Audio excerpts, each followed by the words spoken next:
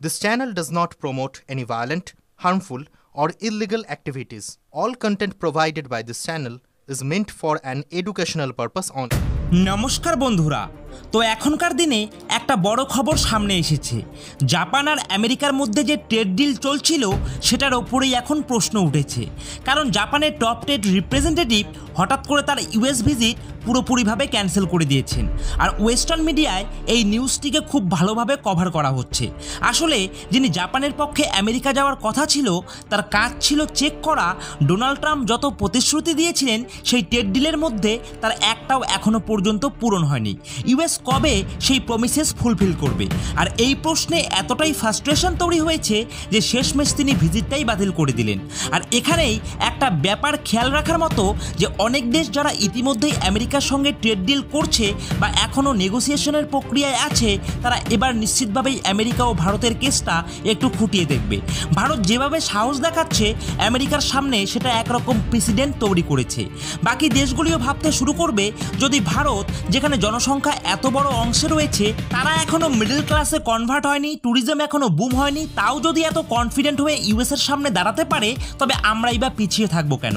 আর ভারত স্পষ্ট জানাচ্ছে trade deal না হলে কোনো সমস্যা নেই, আমরা ওয়েট করব।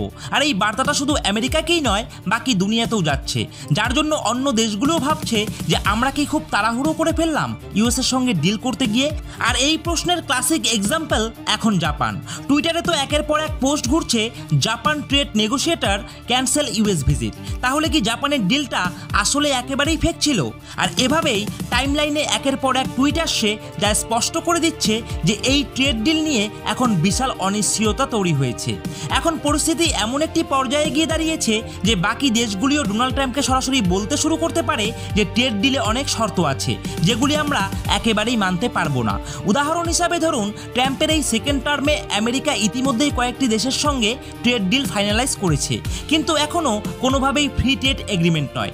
ট্রাম্পের দৃষ্টিতে ট্রেড ডিল মানে হলো যে আমেরিকা যা ট্যারিফ বসাবে ওই দেশও ট্যারিফ বসাবে, আর সেই ট্যারিফ যদি দুই পক্ষের কাছে অ্যাকসেপ্টেবল হয় তাহলেই সেটা ডিল। আর এই মডেলেই ইতিমধ্যে ইউকে আর ইউএস এর মধ্যে ট্রেড ডিল সাইন হয়ে গেছে।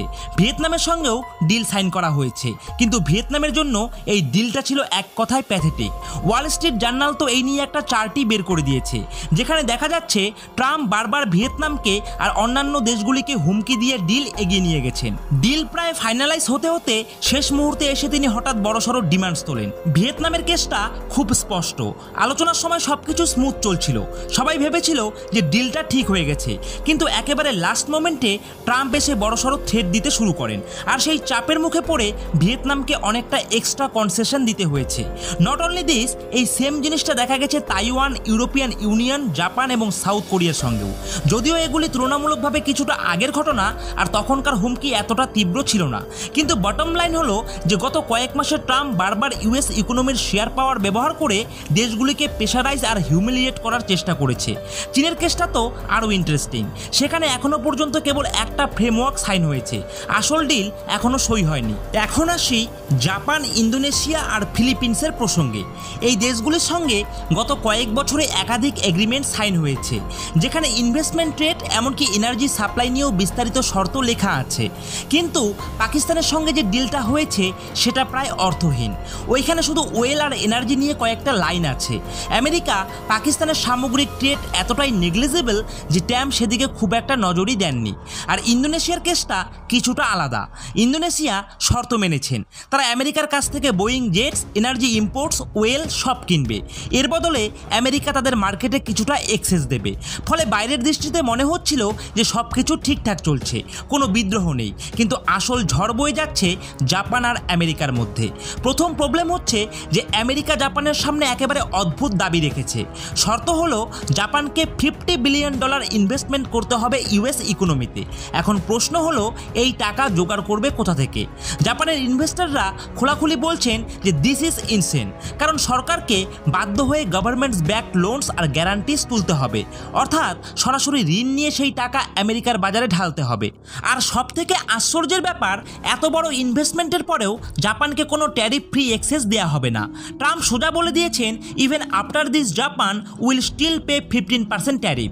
আর এখানেই শেষ নয়, ট্রাম্প নাকি আরও দাবি করেছেন এই ইনভেস্টমেন্ট থেকে যে প্রফিট আসবে তার মেজরিটি চাঙ্ক আমেরিকায় নিয়ে যাবে। জাপানের মিডিয়াতে এখন হেডলাইন হচ্ছে this is a horrible deal. Wall Street Journal, নিক্কের মতো জার্নালগুলিতে একের পর এক আর্টিকেল বেরোচ্ছে। Japan investing $50 billion in the US under storms pressure, but is this sustainable? এখন বড় প্রশ্ন দাঁড়িয়েছে যে এই ইনভেস্টমেন্ট কিভাবে হবে, কিভাবে ম্যানেজ করবে জাপান? এর কোনো পরিষ্কার রোড ম্যাপ নেই।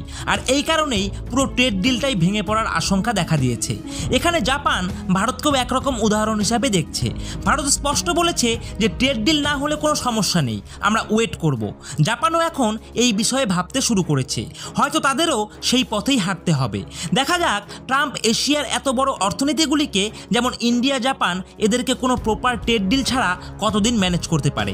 হ্যাঁ, একটা আনলেস আছে, যদি শেষ মুহূর্তে ট্রাম্প কিছু কনসেশন দিয়ে দেয় তবে হয়তো আলোচনা আবার গতি পেতে পারে, কিন্তু এখনো পর্যন্ত ফোন বা ইমেইলে কোনো সমঝোতা হয়নি। তাই জাপানের টপ ট্রেড এনভয়কে তার ইউএস ভিজিট ক্যান্সেল করতে হয়েছে। এটা একেবারে রেড ফ্ল্যাগ। পরিষ্কার বোঝা যাচ্ছে ইউএস জাপান ট্রেড ডিল এখন ভীষণ অনিশ্চিত অবস্থায়। এবার আসল প্রশ্নটা আমাদের নিজেদের সামনে দাঁড় করাতে হবে যে নরেন্দ্র মোদী স্পষ্ট বলেছেন ভারতের ওপর এখন প্রায় 50% ট্যারিফস চাপিয়ে দেওয়া হয়েছে। তাই আমাদের এখনই স্যার ফ্রিল্যান্সের দিকে সিরিয়াস ফোকাস করতে হবে। মেক ইন ইন্ডিয়া প্রোডাক্ট যতটা সম্ভব আমাদেরকে প্রমোট করতে হবে এবং আমাদেরকে তা কিনতে হবে। আর এটা শুধুই একটা ইকোনমিক প্রোগ্রাম নয়, বরং এক ধরনের ন্যাশনাল মুভমেন্ট হওয়ার সময় এসে গেছে। উদাহরণ হিসাবে জাপানকে দেখা যায় সেখানকার মানুষ দীর্ঘদিন ধরেই এমনটা করে আসছে। তারা শপিং করতে গেলে প্রথমে খোঁজে জাপানিজ ব্র্যান্ড। এখন প্রশ্ন হচ্ছে ভারতও কি সেম জিনিসটাকে রেপ্লিকেট করতে পারবে? যদি ধরা যাক ইউএস জাপান ট্রেড ডিল সত্যি কোলাপস করে যায় আর ট্রাম্প জাপানের ওপর করা ট্যারিফ বসিয়ে দেন আর ওদিকে জাপানও পাল্টা ট্যারিফ তোলে, তাহলে সেখানকার মানুষ সহজেই মেড ইন জাপান প্রোডাক্টে শিফট করে নেবে। কিন্তু ভারতের ক্ষেত্রে কি একই দৃশ্য তৈরি হবে? আমরা কি সত্যি সেই মেড ইন ইন্ডিয়া প্রোডাক্টস কেনার ব্যাপারে এতটা লেভেলের কমিটমেন্ট দেখাতে পারবো? তো কমেন্ট বক্সে আপনার গুরুত্বপূর্ণ মতামতটা কিন্তু অবশ্যই জানাবেন। আর এছাড়া এখনই কিন্তু বড় চ্যালেঞ্জ যে অ্যাওয়ারনেস বিল্ড করা মানুষকে বোঝাতে হবে যে আমেরিকা যদি তার মার্কেট বন্ধও করে দেয় তাহলে ভারতের অল্টারনেটিভ অবশ্যই রয়েছে, আর ভারত তার অল্টারনেটিভ খুঁজেও পাবে। কারণ যদি এই কৌশল না নেওয়া হয় তাহলে চলতি অর্থ বছরে ভারতের এক্সপোর্টে বড়সড় ক্ষতি হতে পারে, আর সেই ধাক্কা সরাসরি ভারতের ওভারঅল গ্রোথ রেটের ওপরেও আঘাত করবে। তো বন্ধুরা, আশা করছি আজকের ভিডিওটি আপনাদের ভালো লেগেছে। তো ভিডিওটি ভালো লেগে থাকলে অবশ্যই ভিডিওটিতে একটি লাইক করে দেবেন। আর প্রতিনিয়ত জিওপলিটিক্স সম্বন্ধিত ভিডিও পাওয়ার জন্য অবশ্যই আপনারা আমাদের এই নিউজ জিওপলিটিক্স ইউটিউব চ্যানেলটিকে সাবস্ক্রাইব করে দিয়ে পাশে থাকা বেল আইকনটিকে বাজিয়ে দেবেন।